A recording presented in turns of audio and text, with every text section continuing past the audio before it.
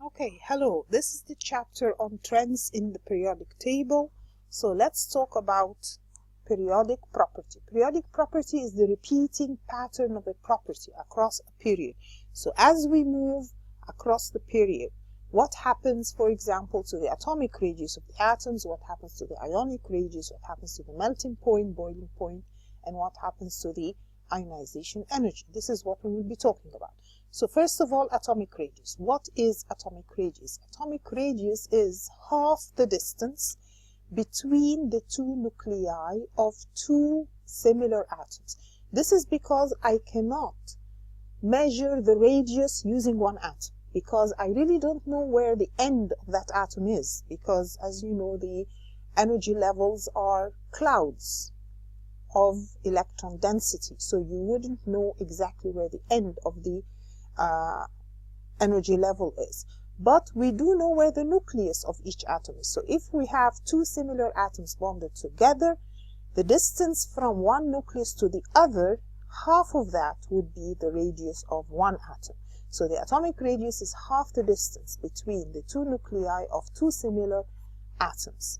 And the bond length is the distance between the nuclei of the two bonded atoms. So from one nucleus to another, that's the bond length. Half of it is what we call the atomic radius. So what happens to the atomic radius as we go across the periodic table from left to right, or from down the group from top to bottom? You should realize that, first of all, as we go down from, or let's start talking about across the period from left to right. You should realize, first of all, what happens to the atomic radius? The atomic radius is decreasing. Now, why is it decreasing? First of all, if it is on the same period, they all have the same number of shells, right?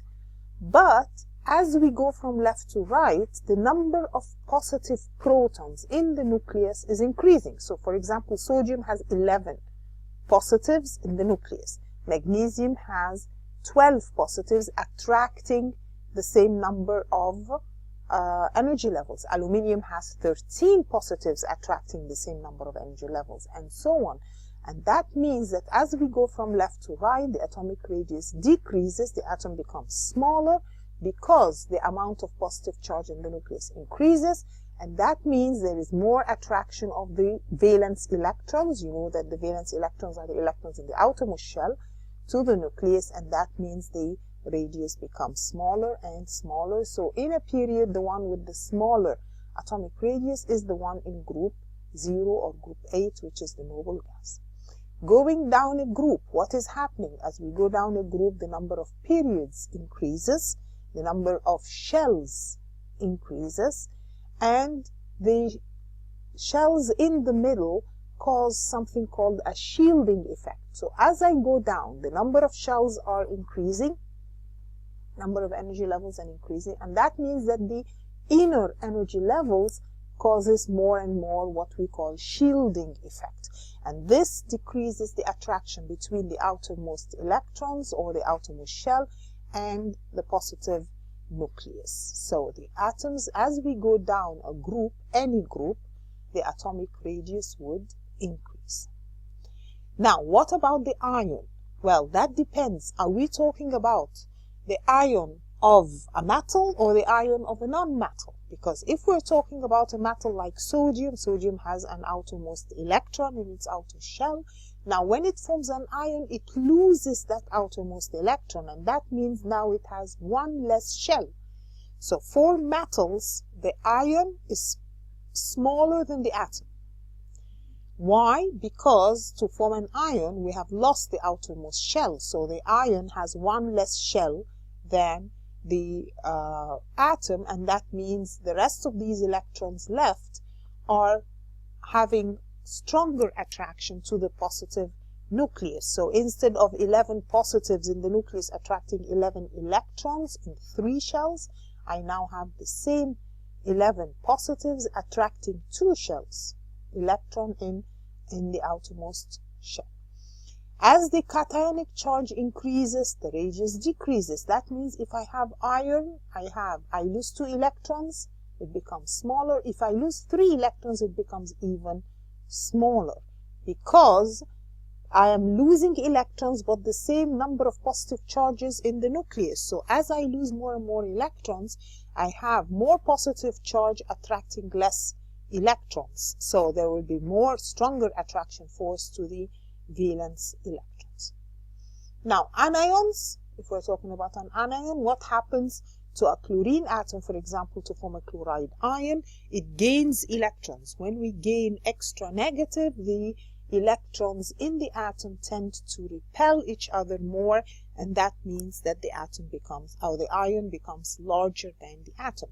So for anions, for negative ions, the anion has larger radius than the atom. This is because I increase the number of electrons, so there's less attraction between the electrons and the nucleus, and there is greater repulsion between the electrons. So what if we have isoelectronic ions? Again, we said isoelectronic ions means ions that have same number of electrons. So I have sodium, magnesium, aluminum, phosphorus, sulfur, chlorine. Now, when they make an ion, the sodium now has 10 electrons. The magnesium will lose also 2 electrons and still have 10. So all of these, aluminum loses 3 and has 10. The phosphorus will gain 3 on its 15, so now it has 18 electrons. The sulfur has extra 2 on its 16, that now it has 18 electrons. So sodium, magnesium, aluminum all have same number of electrons, so we call them isoelectronic. What is happening to their ionic radius? Well, the ionic radius is decreasing. Why is it decreasing? Because going from sodium to magnesium to aluminum, I have more and more positive charges in the nucleus, attracting the same number of electrons, 10 electrons. So aluminum, for example, has 13 positives in the nucleus, attracting 10 electrons, while sodium has only 11 positives in the nucleus, attracting the same number of electrons. So aluminum will have a smaller radius as an ion than sodium. Now going to phosphorus, sulfur and chloride ions, these have 18 electrons. They are all isoelectronic. But again, going from phosphorus to sulfur to chlorine, these 18 electrons are being attracted to 15 positives, then 16 positives, then 17 positives. So a chloride ion will be smaller than the P3 minus ion because the 18 electrons are being attracted by more positive ions in the nucleus. Okay, what happens to the melting point as we go across a period or down a group? Melting point, boiling point depends on the kind of structure and the kind of intermolecular forces. So, if we're looking at groups 1, 2, 3, and 4, you should realize that the melting point increases as we go from group 1, group 2, group 3, group 4. This is because, first of all, group 1, 2, and 3 are all metals. The metals have a strong attraction force between what? Between positive ions and negative electrons. And as we go from group 1, group 2, group 3, we have more and more outermost electrons being attracted to the positive ions. So more attraction means it needs more energy to be broken. So melting point increases as we go from group 1 to group 2, group 3. Now going to group 4, like carbon, carbon has a giant covalent structure. Many atoms bonded with strong covalent bonds that need to be broken. So it needs a lot of energy to be broken. So carbon will be higher than all of this. Now going to group 5, 6, 7, and 8, all of these have simple molecular structures. These have weak attraction forces between molecules, so they have very low melting point. Do we understand that? So that's in period 2, and that is in period 3 also. When we go to period 3, we have sodium, magnesium, aluminum, silicon. What is happening? All of these are giant structures. Sodium, magnesium, aluminum are increasing number of valence electrons attracted to the positive ions, so melting point increases. Silicon has a giant covalent structure with many covalent bonds that need a lot of energy to be broken. We go down to phosphorus and sulfur. Well, phosphorus, a molecule of phosphorus has 4 atoms, a molecule of sulfur has 8 atoms. A molecule of chlorine is diatomic and a molecule of argon is monatomic. So as we go from phosphorus to sulfur, it increases only because the molecule of sulfur has many electrons that have stronger intermolecular forces, and then chlorine and argon have weak intermolecular forces, but they all have low melting points compared to groups 1 to 4.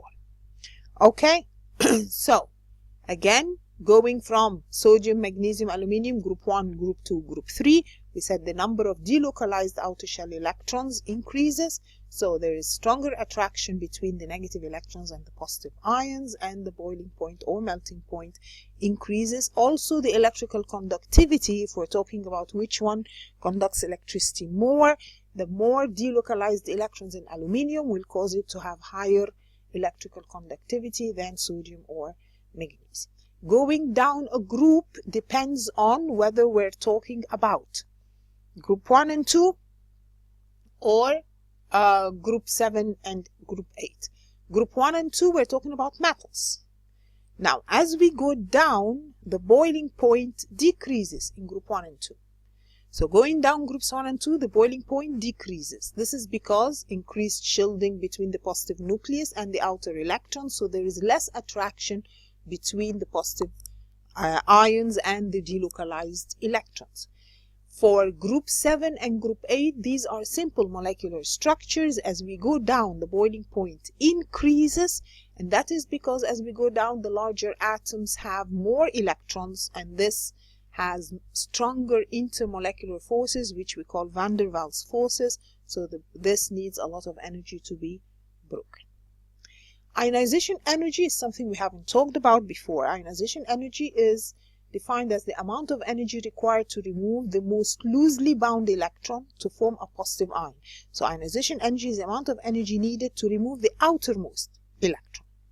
Now, I can have first ionization energy, second ionization energy, third ionization energy, because the first ionization energy would be the energy required to remove one electron from the outermost shell. Second ionization energy would be remove another electron after removing the first one. The third will be removing a third electron, a fourth electron, and so on. So the definitions are: first ionization energy is the energy required to remove one electron from each atom in 1 mole of gaseous atoms. Remember, we're talking about gaseous atoms when we're talking about ionization energy. Even if we're talking about a metal or anything, for ionization energy, we're talking about gaseous atoms. To form, if it is first, to form, I'm removing the electron from an atom to form 1 mole of gaseous plus 1 ion. If it is the second ionization energy, it's the energy required to remove 1 electron from each atom in 1 mole of gaseous plus 1 ions to form 1 mole of plus 2 ions, and so on. So this is what we call ionization energy. Now, ionization energy depends on, remember that we said, what is ionization energy? It's the energy needed to remove the outermost electron. Now, how much energy do I need to remove that electron depends on 3 things. The atomic radius, of course. So the bigger the atomic radius, that means that the electron I'm trying to remove is further away from the positive nucleus, less attraction to the positive nucleus, so less ionization energy. The nuclear charge, if I have more and more positive protons in the nucleus, then there is stronger attraction force to the outermost electron, and that means higher ionization energy. If I'm talking about shielding, the more number of shells between the electron and the nucleus, then the less attraction force between them, and that means I will need less ionization energy to remove that outermost electron. Remember that the second ionization energy of any element is always greater than the first. This is because when you pull that outermost electron for the first ionization energy, you form a positive ion. So when you come and remove another electron from something that is already positive, then there is a stronger attraction force between the nucleus and that electron that you're removing, so more energy is needed to remove it. Okay, so if we talk about sodium, the first ionization energy will be to remove the first electron. The second ionization energy will be to remove the second electron, and so on. Now, sodium its electrons are 2 8, 1. I have 1 in the outermost shell. So if I remove the first electron, that's my first ionization energy. So this is needs a certain amount of energy to be removed. But then when I come to remove a second electron from sodium, remember that the second electron I'm going to remove from sodium is in an inner shell, in the second shell, not the third. So I'm going in nearer to the nucleus. So I will need a much higher, a huge jump in ionization energy between the first and second ionization energy. Now going to the third, fourth, fifth, sixth, seventh, eighth, and ninth electrons, I am removing electrons from the same ionization energy. I'm removing electrons from the same shell. Now when I have finished removing the 8 electrons in that inner shell, I need to go into the first shell, the innermost shell, to remove the next electron. So going from the 9th ionization energy to the 10th ionization energy, there is a huge jump.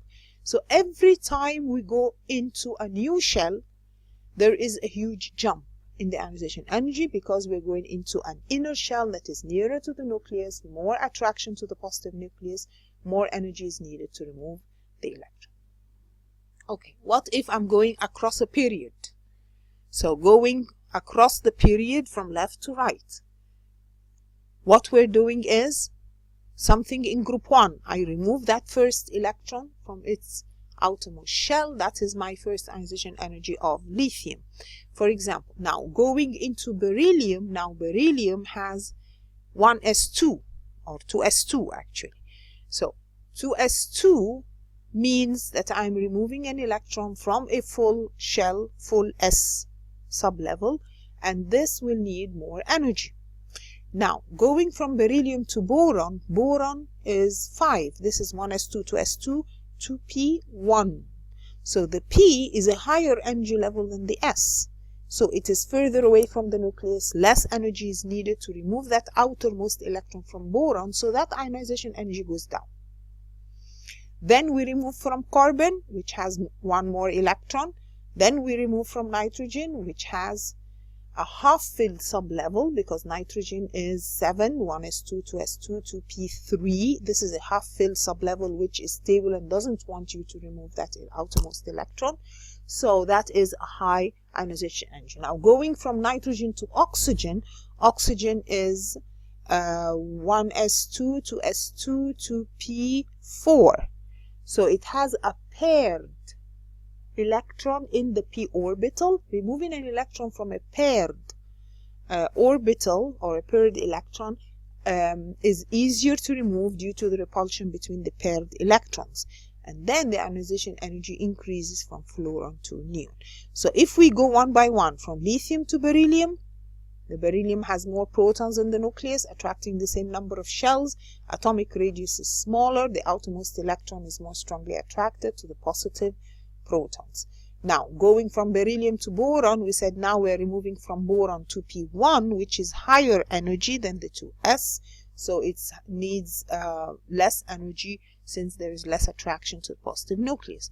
From boron to carbon to nitrogen, this is in the same sub-level. The number of protons in the nucleus is increasing. Attraction force between the outer electrons and the positive nucleus increases, and removing the electron becomes more difficult and need more energy. But going from nitrogen to oxygen, we said nitrogen has a half-filled 2p sub-level, which is stable and requires more energy to be removed, while the oxygen has a paired electrons in the 2p, which repel each other, so less energy is needed to remove the electron.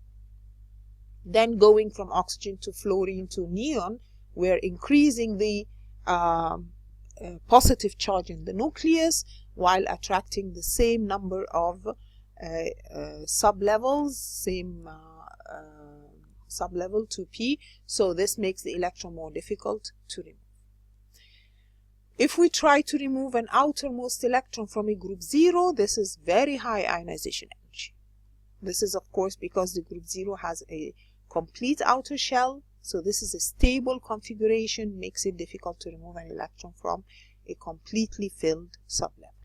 Now, again, if we're removing something from Group 2, like magnesium, removing the first 2 electrons is easy, but when I try to remove the 3rd electron, so I'm trying to do 3rd ionization energy, the 3rd electron is much greater than the 2nd because it results in breaking up a completely filled shell, which is nearer to the nucleus with stronger attraction forces and so on. So for group 1, it's difficult to make Ne2+. For group 2, it's difficult to make Mg3+. For aluminium, it's difficult to make 4+. This is because the outermost electrons have been removed and we're trying to remove an inner electron from complete shell that needs high energy. Okay, first ionization energies from one period to the next. Of course, if we're removing an electron from neon, then I go to the next period and try to remove an electron from sodium, then the electron is in one energy level further away from the nucleus, easier to remove, lower ionization energy. Okay, going down a group, it would be expected that the ionization energy decreases. This is because as I go down the group, the number of shells increases, so there is more shielding, electron is further away from the nucleus, and less attraction to the positive nucleus, requiring less energy to be removed. So how do we predict the group of an element from the given data of successive ionization energy? You should remember that anything in group 1, you remove the first electron in the outermost shell, that's okay. If you try to remove the second ionization energy, the second electron is inside in an inner shell, nearer to the nucleus, complete shell, difficult to remove, so the second ionization energy will be much higher. So that you'll find that there is a jump between the first and the second if something is in group 1. There is also a jump between the second and the third if something is in group 2. There will be a jump between the third and the fourth if you're in group 3, and so on. So from the successive ionization energies, I can determine which group this element belongs to. So the first 5 ionization energies. Okay, the question says the first 5 ionization energies of an element are these. In which group of the periodic table is this element? Now I look at the difference from one ionization energy to the next, and I look for where there is a huge jump in the ionization energy. For example, from the first to the second, it changed from 5678 to 1817. So that's about an increase of about 1,300, something like that. Okay, from 1817 to 2745, that's about 1,000 and something. Now from 2745 to 11,000. So that is from 2,000 to 11,000. That's a huge jump. And that jump is after the third ionization energy. This is something in group 3. Do we understand how to use that? Okay, so that is the end of this chapter. Please go back, study the notes, try the questions, and we'll meet in the next video.